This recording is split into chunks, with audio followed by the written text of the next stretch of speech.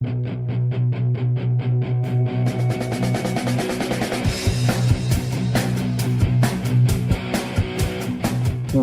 to Cinema Savants. He's Todd Vandenberg. I'm Rob Steele, and boy, do we have a lot of movie news to get through. And no, not all of it is comic book related. Okay, some of it is. Not all of it. We've got other stuff. We've got Oscar news, where the Oscars did something horrific this week, even though they haven't actually shown the show yet. That's next week. I think it's next. Is that next? That's next week, right? The 24th, yes. 24th. Next Sunday. I don't even know what day it is anymore. I've gotten so... Anyway, lack of a calendar. Probably should go buy one now that it's February. Anyway, the Academy of Motion Pictures Arts and Sciences announced on, I think it was, Monday or Tuesday, that for the categories they were going to award Oscars to were going to be given earlier in the day and kind of spliced in during the no, don't do that. We tune in to watch the awards. I don't give a rat's ass who comes in and does a skit. We tuned in for the awards. Show us the awards. Do you agree with that? I think that's what we're. Well, they've already backpedaled, and I mean, that was my next thing, is that they changed their minds. But this is the show that they're winging it because they've never presented the Oscars before. I mean, this is only the 90th version of the Oscars, and yet they seem to have no concept of how to do the show. I mean, they started off with Kevin Hart. They found some tweets that Kevin Hart was being a fool, and so then they fired him. And then they asked him to come back, and he said, no, that's cool. Then they were going to get another host, and now they're not going to get another host. That was preceded by, of course, by having the Best Popular Movie fiasco, which they backed out of. And then they decided, well, we've got to keep it at 3 hours. Absolutely keep it at 3 hours. So instead of cutting a bunch of inane skits that no one gives a damn about and saving a lot of time because now we won't have a host, which they and officially money, announced those skits are expensive. A week ago, they officially made the decision that they won't have a host. Wow. And money, yes, because those cost a lot of money to bring in people from watching some movie in another theater and have them parade through and have a lot of fun. Some of the skits work, but for the most part, they don't. And even if they were hilarious, is that what the show is about? No. So let's just present the damn awards. And then they decided, we'll save time and we'll present some of the awards during the commercials. And there was a huge uproar because maybe they should have asked some of their membership, is this a good idea? They obviously didn't, because the membership said, hell no. And again, like you said, they backtracked and now they're going to present them. I am so looking forward to the Oscars because they so clearly have no idea what's going to happen. And the winner for Best Actor is Howard the Duck. Wait, that's the wrong envelope. No, the awards they were going to do during the break. And I know they're not generally names we're going to know, but I think they'd be interesting to find out. Who won Best Film Editing, Cinematography, Makeup, and to me, I think Live Action Short, which is the other one. I am very curious to know whether it's going to go to Tom Cruise or Peter Dinklage, because I think the two of them are just... Yes. I know that's not what it was. That was a horrible joke on my part. Feel free to write the show. I think it's a very nice joke. Just go ahead and complain. Speaking of short, though, that's my segment. Short things like Lego people and the amount of money Lego 2 didn't make. It came up short. It came up quite short. As of this recording, the Lego 2 movie, or Lego Movie 2, or the next one, I think, is what they're calling it, which is stupid. Let's compare the Lego 1 and Lego 2. Lego 1, after 7 days, had made $80 million, which is impressive because no one expected that. Right. Lego 2 has made $41 million in the same time period, which is just over half. Which is a gigantic drop-off because if the first movie is any good, it builds up expectations, and usually the sequel will make more, not half. I mean, that's to give you an idea, the opening weekend total was $34 million. Aquaman and Through the Spider-Verse, which came out back in December, are still pulling in $3 million apiece. Mm-hmm. And this brand new Lego movie, only 34. I mean, that's... Yep. I agree with the bird in the background. That's just not... That's not going to cut it. Bird's happy. I guess the bird doesn't like Lego 2. It stepped on them on the way in. That's why it's yelling. I wonder if for the digital DVD Blu-ray release, they'll change the subtitle to The Last One. Because it kind of seems that's what's going to happen. I'm in favor of that. I didn't particularly care for the first one, but that's just me, I suppose. But anyway, speaking of Aquaman, the other DC movies, oh dear, because we're going there now, it was announced that Margot Robbie's character of Harley Quinn, who is going to be in her own, what was it, Gotham City, is the Birds of Prey, the redemption of Harley Quinn, the evil, bad, horrible person title is entirely too long to fit on a marquee, but we're going to make it this long anyway. Harley Quinn didn't like the Joker. I think that's the whole full title of it. I'm pretty close. Fantabulous is in there somewhere, though. Yeah, Fantabulous, which describes her hair. She is not going to be in the Birds of Prey movie, the Gotham City Sirens movie, the Batgirl movie, or the sequel to Suicide Squad. Holy cow, that's a lot of movies for her to not be. She's not going to be in the next Lego movie, the next Robin Hood movie. Star Wars. Yeah, she is in Star Wars. She's in the new Cantina scene. I'm just saying, that's a big announcement, because I think a lot of people looked at the trailer for Suicide Squad and kind of went, Will Smith as a bad guy, maybe. Margot Robbie as Harley Quinn, okay, we'll go see it. And the rest of everybody was just kind of, ugh. Exactly. And yes, bringing in James Gunn to do a Suicide Squad movie sounds like a good idea, because he did such a good job with Guardians of the Galaxy. But Margot Robbie not coming back, I think, is going to throw a big kink in it, and not the kind of kink that people want to go see on a screen. Which is why she's not in it. It's a really odd. And I haven't seen what the story is that I would assume this is her decision, not DC's. Although DC has made so many stupid decisions, maybe it is their idea. But speaking of the Batman universe, I suppose. Yes. So yeah, maybe they're going in the right direction with the DCEU or movie universe, or however you want to call it. Unfortunately, I think they took a bite out of the animated universe, because there was an announcement this week that Warner Brothers Animation is teaming up with Nickelodeon to do Batman versus the Ninja Turtles. And I realized that they just did a big crossover with that in the books. Fine. But I don't want to see this. And it's not mandatory that we have to, even though our slogan is we watch movies so you don't have to. But I mean, seriously.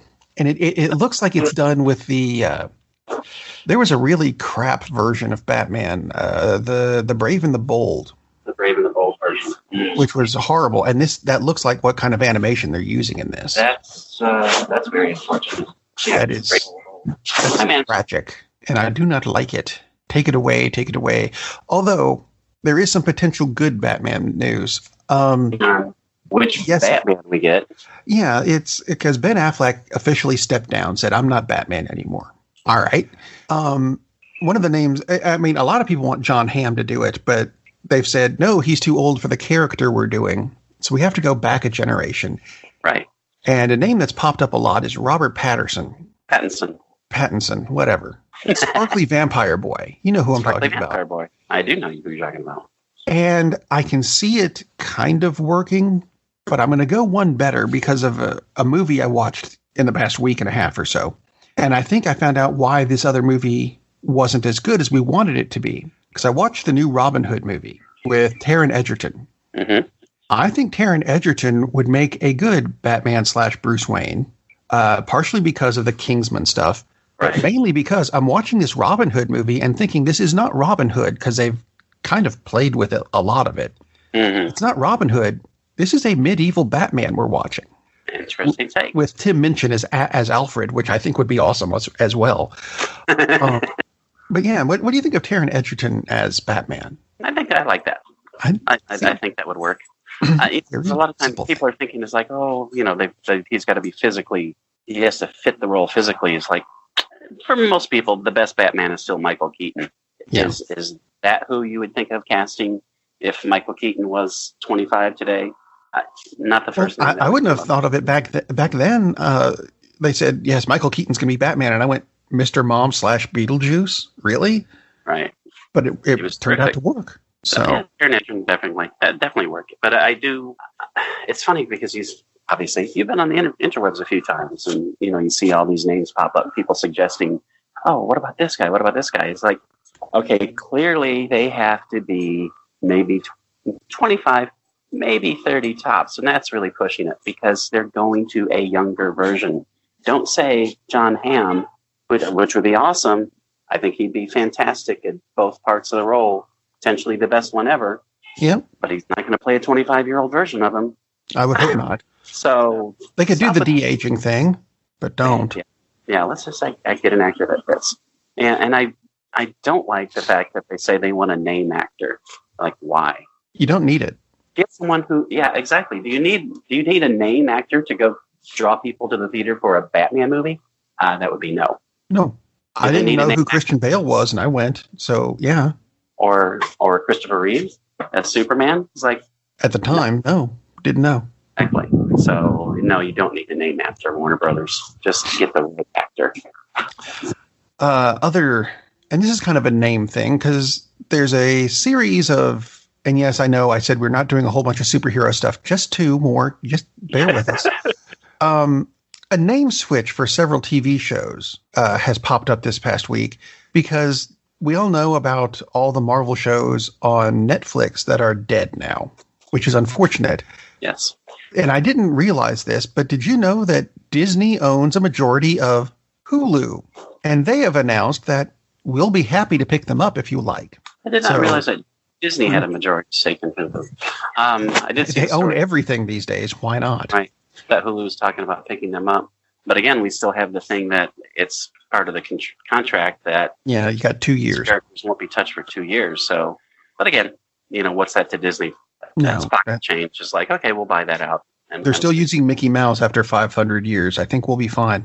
Yeah, exactly. And that would be terrific because obviously Hulu has put out some really good quality material. They've shown that they're willing to invest the money you need to produce something decent. So, you fell for my trap. Did I? Yes. Hulu has made some good stuff. They have. But then they announced this. 4 new Marvel-related animated series. Yeah. Oh, and these do not look good. One of them is the aforementioned Howard the Duck. Yes. I have never heard of Hit Monkey, but he's getting a series. Hit Monkey sounds awesome. Okay. Tigra and Dazzler, which I think that's a very interesting combination to put together, although they're described as, how did they put it? It was something stupid. 2 woke superheroes and best friends. Yeah. Not interested in Tigra and Dazzler. No, and I like the character of MODOK, who is getting his own series, and I'm not sure how, because he's not that interesting a character. He makes a good bad guy, a good reveal bad guy. Mm-hmm. Where there's been a plan going on the whole time, and then it's revealed to be MODOK in charge of it. This is a MODOK series where he tries to juggle being an enormous head with a small body and a little chair, but he's very smart, egomaniacal supervillain, and he's struggling to maintain control of his evil organization and his demanding family. You're turning MODOK, of all characters, into a sitcom? An animated sitcom at that. Really? Really? Anyway, all 4 shows will converge at some point, creating a movie called, and I'm not making this up, The Offenders. Yes. If that's not cringeworthy, and it is that. Oh, God. I like the concept of Hit Monkey, and I like the concept of MODOK. I don't care about Howard the Duck. I never have cared for the character. Howard the Duck is not my thing. And I'm not interested in Tigra and Dazzler. And many people will be, but so I give it 2 chances. I like the characters, but 2 woke girls. I'm not even sure what that means anymore. It's going to be like Matt Hardy. They're going to color their hairs funky and come out to piano music. Whatever. That would be fun. That would, anyway.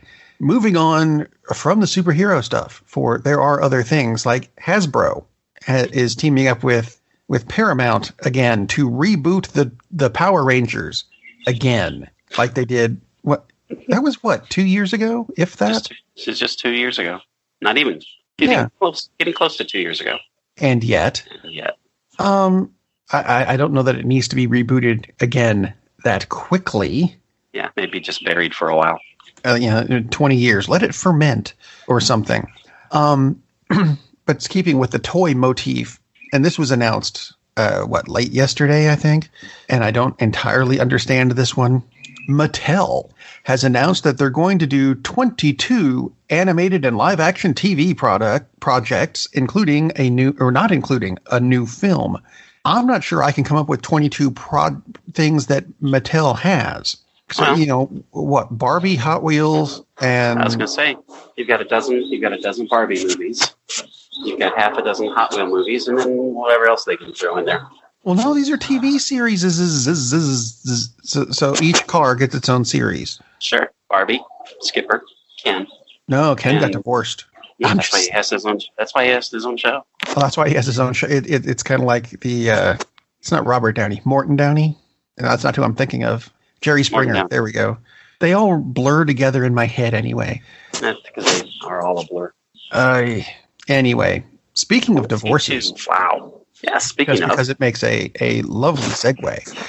Glenn Close has said that there are plans, and I like this, there are plans afoot to remake Fatal Attraction, except this time it's going to be from the perspective of the Psycho woman. What was her? Alex Forrest. So instead of looking at it through it was Michael Douglas? Yeah. Kirk Douglas? Mm-hmm. Michael Douglas. It was a Douglas. It's been a while since I've seen it. Instead of looking through his eyes, we're looking through her eyes this time.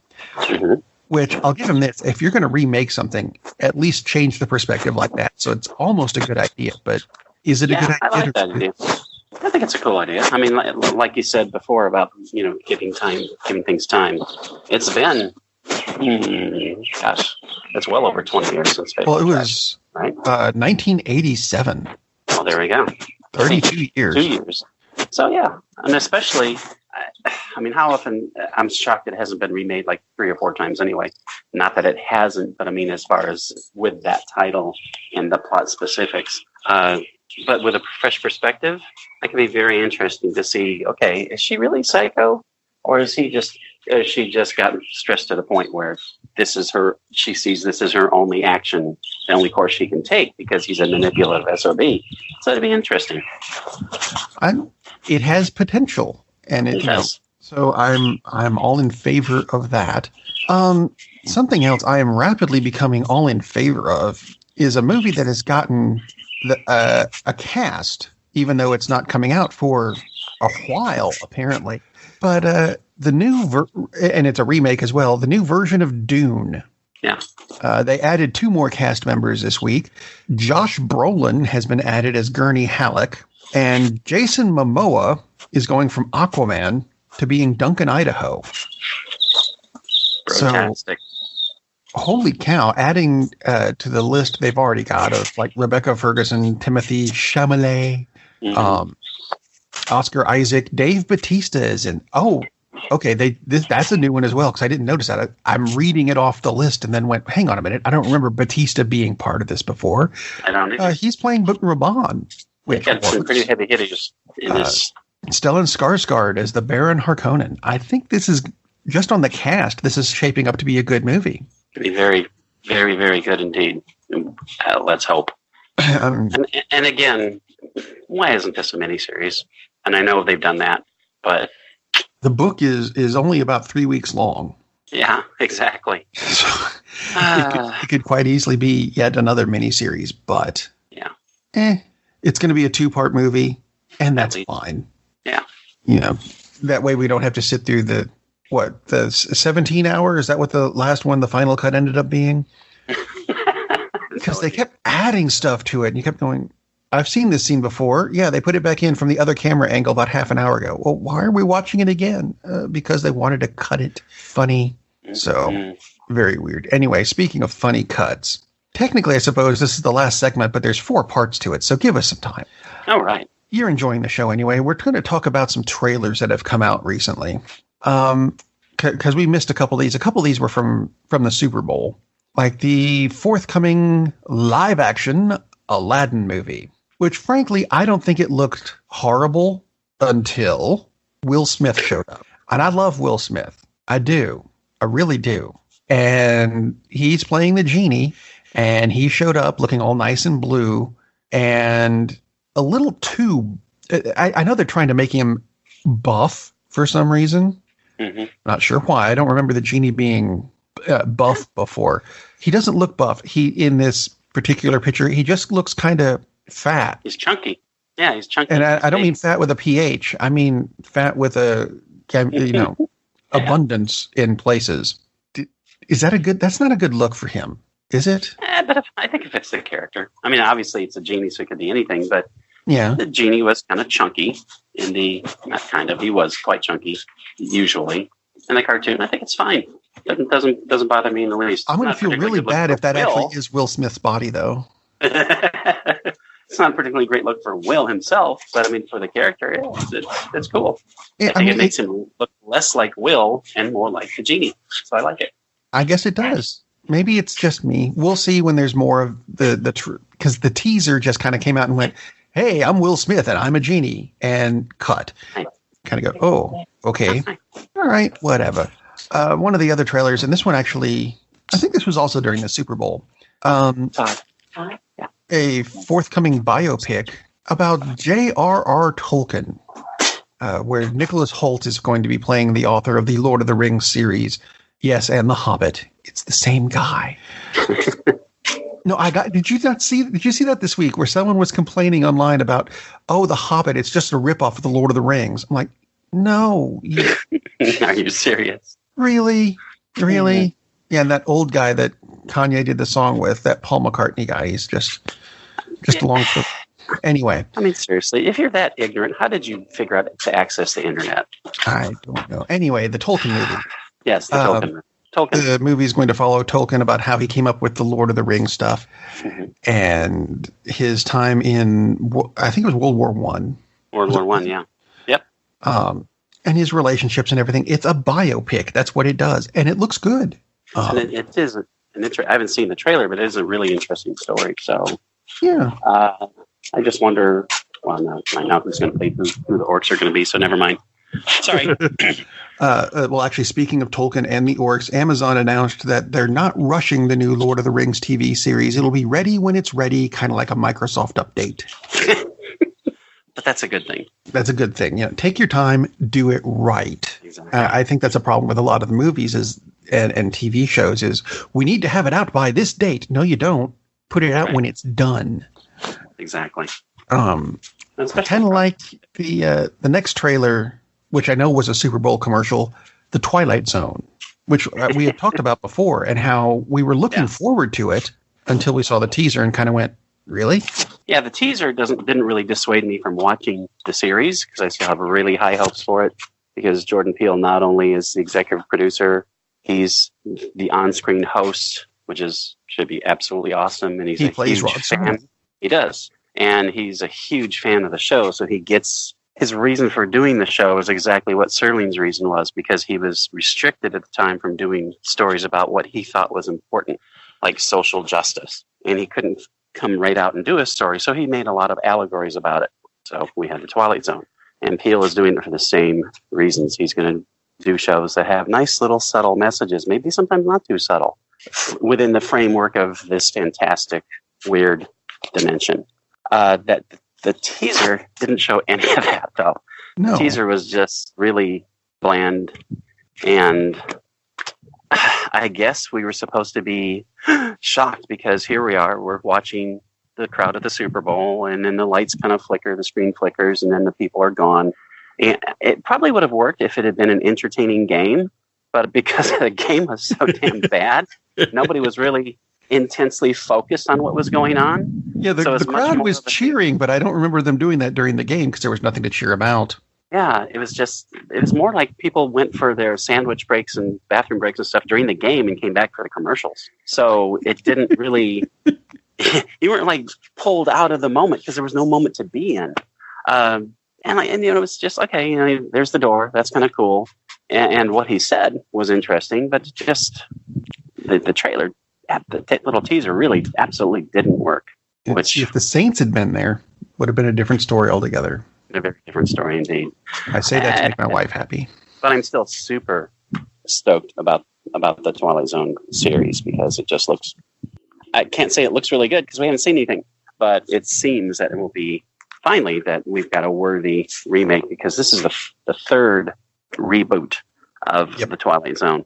So That's how awful the second reboot was. First reboot was okay. Second one was so unmemorable. I don't remember when it was on. But now we're back. Third one. Forrest Whitaker host that one? Forrest Whitaker was on the one that people remember. There was another one that lasted like a year after that. So now they finally have some talent attached. I'm not saying Forrest Whitaker's not talented, but I don't believe he was executive producer. So I'm really looking forward to the Twilight Zone. But the teaser really undershot the mark. Absolutely. And then there's the last one that has already become the most watched animated trailer of all time, which doesn't surprise me in the slightest. It's for the second Frozen movie, which is coming out in November, I think they said. They didn't show a whole lot about the movie. They showed, and I keep getting their names backwards, the one that does the ice stuff. Is that Anna or Elsa? I don't know. I've got three daughters. You'd think I'd have had that straight by now, but you know what? I don't. She keeps throwing ice at the ocean and trying to run across the ocean, presumably to find her parents, I guess, and it keeps not working because, the ocean doesn't like to stay frozen, salt water and all that. And then the other one pulls a sword and attacks the camera, which I thought was an interesting way to end the trailer, but it just looked... It's kind of a nifty way of ending the trailer, but that's okay. Or teaser. It's not even a trailer. It's a teaser. Good news. No one sang during the teaser. So that's a start. It didn't look like it was going to be a bad movie. The first one I thought was a good movie. If you can please cut out the damn songs that were played to death. But, Frozen 2, it looks good, but it looks a bit dark. For what's supposed to be a happy, kid-friendly Disney movie. Interesting. Yeah. Well, maybe it will go into a dark place and then come back. I can't imagine. Come back to the light and we'll sing about it. Oh. And they will. They will indeed. Just to annoy the crap out of the parents who have to buy the soundtrack to shut their kids up. I'm sorry, was that out loud? Anyway, that seems to be... Sorry, what? How many copies of the soundtrack do you have? Too many. On every device in the house except mine because I killed it. So there. Take that, Anna, Elsa, Snowman, whoever you, and then guy with the moose fetish or whatever it was. Yeah. Yeah. See? There's a way to end the show. Moose fetishes. Moose fetish. That's all we've got for this week. But we'll be back on Friday with reviews, including Alita Battle Angel, because I know you've been interested in it. Todd has been interested in it. And yet I'm the one who went to see it. Haha. I'll tell you about it on Friday. Until then, you should probably get out and go see a movie. Captain, we're losing power in the warp engines. I think we should be leaving now. I'm going to go home and sleep with my wife. And on that unusually harmonious bombshell, it is time to end. I am very disappointed. Man, we have a weird job. It's shameful, but it's a living. And like that, he's gone. Darn, that's the end.